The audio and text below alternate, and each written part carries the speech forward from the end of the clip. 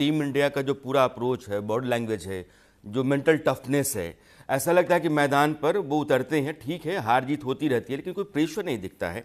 अ, हालांकि जैसे जैसे सूर्य कुमार यादव की पारी बहुत अच्छी पारी नहीं थी, हाँ ठीक है कि वो एक ठीक ठाक पारी उस पिच पर कही जा सकती है।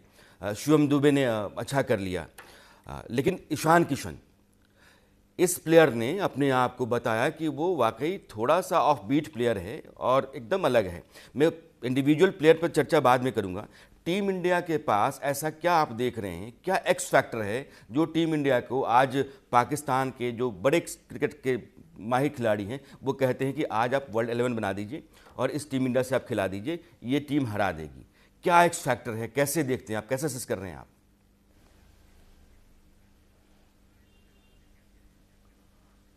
राणा जी देखिए, इसमें बहुत सारे फैक्टर्स हैं। एक एक्स फैक्टर मैं नहीं कह सकता बिकॉज इंडिया के पास बहुत सारे मैच विनर्स हैं। आप देखिए जिस तरह की पारी ईशान किशन ने खेली, उससे बहुत ज़्यादा एक्सपेक्टेशन अभिषेक शर्मा को से थी सभी को। फिर उसके बाद हमारे पास मैच विनर्स हैं, हार्दिक पांड्या है, और हम इतने डीप तक बैटिंग करते हैं। रिंकू सिंह नंबर 7 आते हैं, नंबर 8 पर अक्षर पटेल आते हैं, जो कि अपने दम पर कभी भी कोई भी इनमें से प्लेयर, जो पहले 8 प्लेयर हैं, इनमें से कोई भी एक प्लेयर अगर 20 ओवर खेलता है तो वो किसी भी बड़े स्कोर को चेस कर सकते हैं और बहुत बड़ा टारगेट सेट कर सकते हैं। तो मेरा मानना है कि भारत के पास बहुत सारे मैच विनर्स हैं। अगर आप बॉलिंग में देखें, हमारे पास बुमराह है जो कि वर्ल्ड का नंबर 1 फास्ट बॉलर है, वरुण चक्रवर्ती है जो इस समय T20 में नंबर 1 स्टैंडिंग पर है। तो I think it was no match, मतलब इंडिया पाकिस्तान का मैच अगर आपने मेरा प्री मैच शो देखा हो देखा था। तो मैंने तभी बोला था कि ये इंडिया के लिए बिल्कुल एक केक वॉक मैच है। जबरदस्ती की हाइप की हुई है कि ये इंडिया पाकिस्तान एक बहुत बड़ी राइवलरी होगी या बहुत अच्छा कंपटीशन होगा।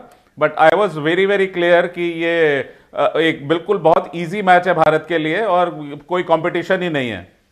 एक सवाल पाकिस्तान की तरफ से मैं कल से सुन रहा हूं कि कैप्टेंसी जो है वो सवालों में रही है। आपने टॉस जीत लिया है, आप चेज नहीं कर सकते हैं, तो आपको पहले बैटिंग करना चाहिए था। 150 का स्कोर अगर आप कर लेते तो फिर टीम इंडिया को अपने शो में ला सकते थे। तो क्या आपको लगता है कि वो टॉस जीतने के बाद इंडिया को बैटिंग देना वो भी महंगा पड़ा?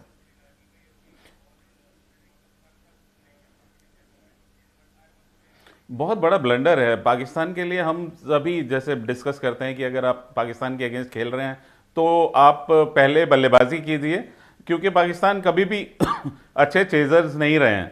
और कल तो पाकिस्तान ने इतने सारे स्पिनर खिलाए हुए थे, बावजूद उसके आप पहले बल्लेबाजी भारत को दे रहे हैं, तो वो बहुत बड़ा एक मैं कहूँगा ब्लंडर ही था।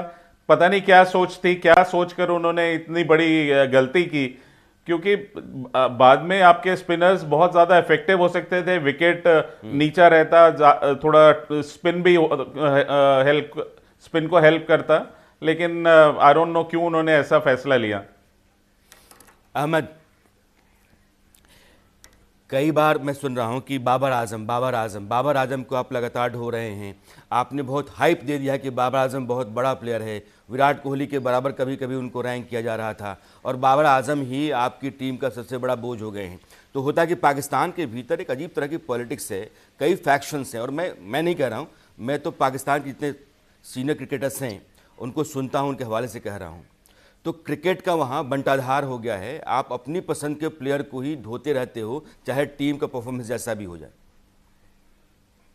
देखें, बाबर आजम का पहले तो जहां तक विराट कोहली के साथ कंपैरिजन की बात है, I think I was one of those people जो इस बात पे बिलीव करते थे कि वक्त के साथ साथ बाबर की जाहिर है एक प्राइम फॉर्म लगी हुई थी। तो मेरा अपना भी ये मानना था कि वक्त के साथ साथ हो सकता है बाबर आजम अगर उसी तरह परफॉर्म करता रहा जैसे वो कर रहा है तो विराट कोहली को वो पीछे छोड़ सकता है।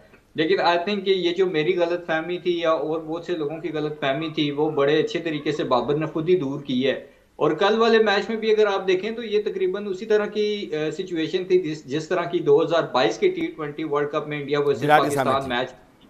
और लेकिन वहां पे अच्छा इंटरेस्टिंग चीज ये है कि विराट कोहली जिस सिचुएशन में थे वहां पे ऑलरेडी इंडिया की टीम ओवर ज्यादा कंज्यूम कर चुकी थी, यानी उसके पास तो बॉल्स भी कम थी as compare to Babar Azam, और विकेट्स भी 4 गिरी हुई थी। तो वहां से आई थिंक स्पेशली जब वो आउट ऑफ फॉर्म था, उस तरह की ट्रमेंडस इनिंग्स खेलना और इंडिया को एक हारा हुआ मैच जिताना, आई थिंक बाबर ने तो शायद मुझे नहीं याद पड़ता कोई इस तरह की इनिंग्स खेल के पाकिस्तान को मैच जिताया हो। शायद एक आधी इनिंग्स है वो 2019 के वर्ल्ड कप वाली, जो न्यूजीलैंड के खिलाफ उसने एक्स्ट्रा ऑर्डिनरी नॉक खेली थी। अदरवाइज अगर आप देखें तो बाबर की मेरे ख्याल में जो अचीवमेंट्स हैं वो उसके अपने पर्सनल माइलस्टोन्स की हद तक तो ठीक है, लेकिन टीम की कंट्रीब्यूशन में उसकी कोई ऐसा परफॉर्मेंसेस नहीं है। अब बाकी जहां तक आ गई बात मनपसंद खिलाड़ियों की, या खिलाड़ियों को, या अपने मनपसंद खिलाड़ियों को खिलाना, तो देखें पाकिस्तान को ये चीज इंडिया से, ऑस्ट्रेलिया से, बड़ी टीमों से ये चीज सीखनी पड़ेगी और सीखनी चाहिए कि क्या आपके लिए और ये डिसाइड भी करना पड़ेगा कहीं ना कहीं पाकिस्तान को, क्या क्या हमारे लिए हमारी टीम और क्रिकेट ज्यादा इंपॉर्टेंट है या कुछ इंडिविजुअल स्टार्स और इंडिविजुअल प्लेयर्स इंपॉर्टेंट है। अगर इंडिया की टीम रोहित शर्मा, जिसने T20 world cup, champions trophy दोनों जिताए, ये जिताने के बावजूद फ्यूचर को देखते हुए उसको है, या इसी तरह से, आवाज आ रही है मेरी? बिल्कुल आ रही है, आप बोलिए आप बोलिए। क्या इसी तरह से जो है वो शुभमन गिल को अगर वाइस कैप्टन बनाया जाता है T20 का, और अगर उसकी परफॉर्मेंस नहीं है और उसको बाहर कर दिया जाता है, तो मेरे ख्याल में इसी स्टीव स्मिथ की एग्जांपल है ऑस्ट्रेलिया से, कि उसके 11-12 BBL मैचेस में 300 है मेरे ख्याल में, 4-5 उसकी 50s है। तो हमें फिर पाकिस्तान में भी ये अंडरस्टैंड करना पड़ेगा कि चाहे कोई बाबर आजम है, चाहे शाहिन शाह अफरीदी है, चाहे शादाब खान है, अनटिल और अनलेस आप अगर फॉर्म में नहीं है, आप टीम को मैचेस नहीं जिता रहे, तो आपकी टीम में कोई जगह नहीं बनती। तो आई थिंक ये जो मीडियोकर सोच है ना हमारी, कि बाबर किंग और ये वो, और शाहीन शाह अफरीदी ये कर देगा, फलां ये कर देगा, उस मीडियोकर सोच से जब तक हम नहीं निकलेंगे, हम प्लेयर्स को, इंडिविजुअल प्लेयर्स को इंपॉर्टेंस देने के बजाय जब तक टीम को और क्रिकेट को इंपॉर्टेंस नहीं देंगे, मेरे ख्याल में पाकिस्तान की टीम स्ट्रगल करती रहेगी, फिर चाहे वो आगे 5 साल लग जाए या 10 साल लग जाए। अब अनिल चौधरी जी, पहले मैं आपका स्वागत करता हूं। अनिल चौधरी जी जुड़ गए हैं, आप पूर्व अंपायर रहे हैं। मैं आपसे पूछना चाहता हूं, हालांकि मैच आदमी जब देखता है हिंदुस्तान में तो वो बाकी सब छोड़ देता है और मैच ही देखता रहता है शुरू से लेकर के आखिर तक। तो हम सबका ऐसा रहा, उस्मान तारिक को लेकर के भारत के भीतर बड़ा हुआ था कि अरे यार ये क्या है।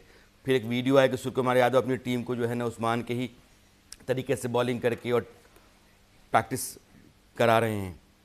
उस्मान तारिक हिंदुस्तान के लिए आप कैसे ले रहे थे, और पाकिस्तान की टीम जिस तरीके से लड़खड़ाई, वो सिर्फ साइकोलॉजिकल प्रेशर है या फिर टीम की क्वालिटी ही ऐसी है कि वो कभी भी क्रम्बल कर जाएगी? आई थिंक एक तो स्किल का बहुत फर्क है, बहुत गैप है दोनों टीमों में।